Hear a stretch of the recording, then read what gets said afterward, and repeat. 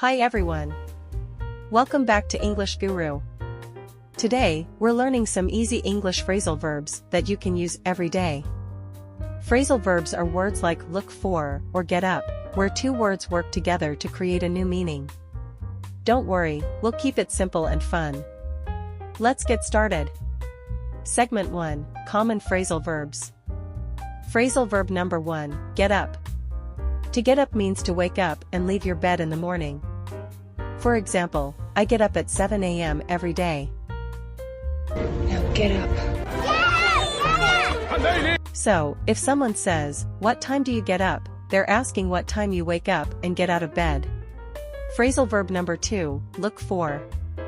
Look for means to search for something. Imagine you lost your keys. You might say, "I'm looking for my keys." Very useful. Looking for my key. He's looking for us. Andy's looking for us. Phrasal verb number 3, turn on / turn off. Turn on means to start something, like a light or TV. Turning the TV on and putting Chucky in front of it.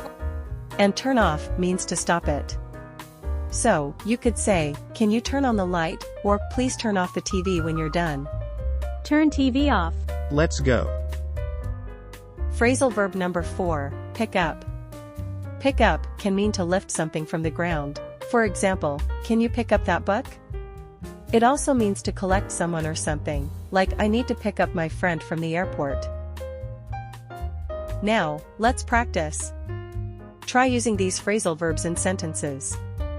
For example, what time do you get up? Can you pick up the toys? Leave a comment with your sentence using one of today's verbs.